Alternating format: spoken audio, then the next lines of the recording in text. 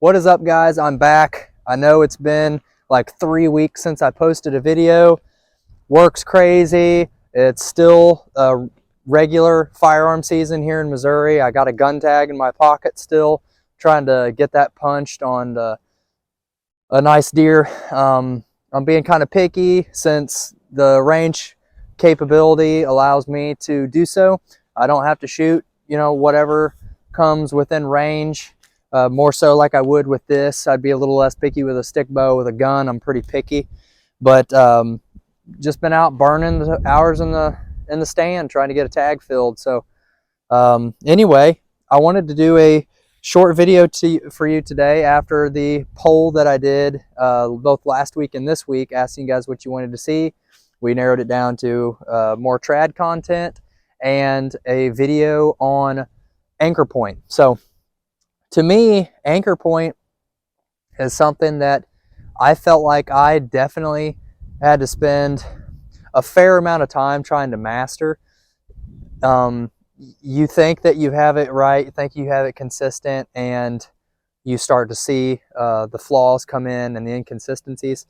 An anchor point is, I think, maybe one of the single most important aspects of your shot, because if you don't have it consistent, if it's not in the same place every single time, your sight picture is going to be different, first of all, and your impacts are going to be different.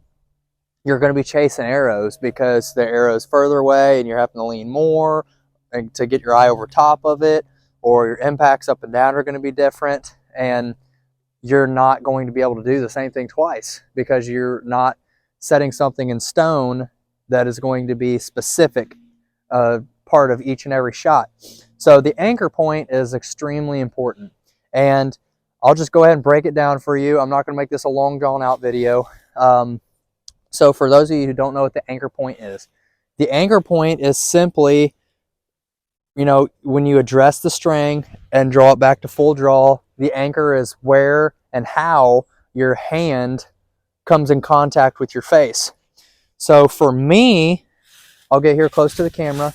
For me, I bring my middle finger to the corner of my mouth, which a lot of people do that are 3-under shooters, but it cannot always be very consistent. That's how I started out doing it, and that's all that I was doing, and I quickly realized that that's not quite consistent enough. Some people find their eye tooth, and they get their middle finger over their eye tooth. That's how they know they're in the same place every time. But even still, if your head is in different positions, that can change everything too. So I'm not even so much of a big fan on the eye tooth.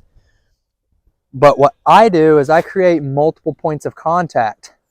By doing that, you are able to be more consistent in that aspect of, if you're putting multiple points on your hand against multiple spots on your face that are hard spots, that are anatomical features of your face, then that's going to be less likely to be inconsistent than just trying to find the corner of your mouth, which can also change, but front, back, up, and down, or trying to find an eye tooth whenever your head position could be off.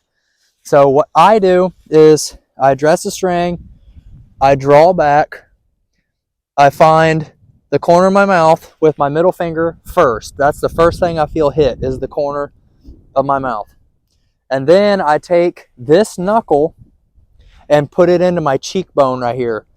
Me in particular, I got a big old knobby cheekbone right here. And it's very prominent, at least on my face, for me to find with that knuckle, and it's impossible to miss. That's the second point that I hit. And then the third point is I get my thumb back behind my jaw, and I kind of feel this knuckle on my thumb hook back behind my jaw. And so between those three, I have the middle finger to the corner of my mouth, this knuckle touching my cheekbone, and then my thumb hooking on the underside of my jaw.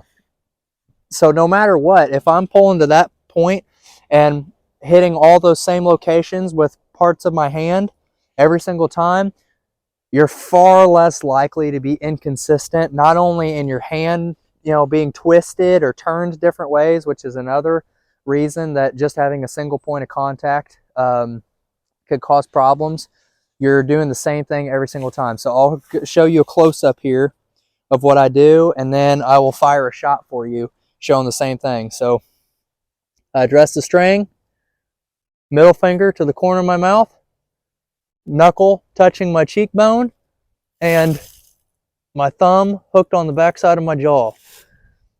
And I can do that all day long, the same way, every single time, no problems. But now I want to follow that by saying, you might be different. Your hands may be a different size. Your face might be different. You may not like the way that feels, you know. You may want to get the arrow up closer underneath your eye. I know of some guys that they take the space between these two fingers and they hook this cheekbone right here. You come straight over from your nose and then below your eye where your cheekbone kind of rolls in right there, and they touch that between these two fingers right here like this, and that gets that arrow literally right underneath of their eye. Some guys like that. I like to have the arrow down a little bit more. It does make my gaps a little bit wider that way, which is another reason that you might work on and mess with your anchors a little bit. Maybe you end up touching the cheekbone with your pointer finger and hitting your corner of your mouth with your ring finger to bring that arrow up just a little bit more, something like that. And then work on multiple points of contact after that once you figured out where you want to be. If you're okay with bigger gaps, anchor a little lower. If you want smaller gaps, for those of you who are using any kind of, you know, aiming or split vision type of shooting methods, you know, you may get closer to your eye so you can get that arrow right underneath your eye. It's all things that you're gonna kind of have to play with for yourself. I can't tell you what exactly is going to work for you. I know this works for me, and I shoot very accurately like that. So I'm just going to go ahead and run through a shot. I'm real close here. I'm just like 4 yards from the target, but just so you guys can kind of see here how I go about this, just up close one more time. So again, middle finger hits the corner of my mouth first. Then I find that cheekbone with my knuckle, and then I hook that thumb back behind my jaw. It all happens pretty quick, but it's just as my hand hits my face, that's kind of the way everything happens.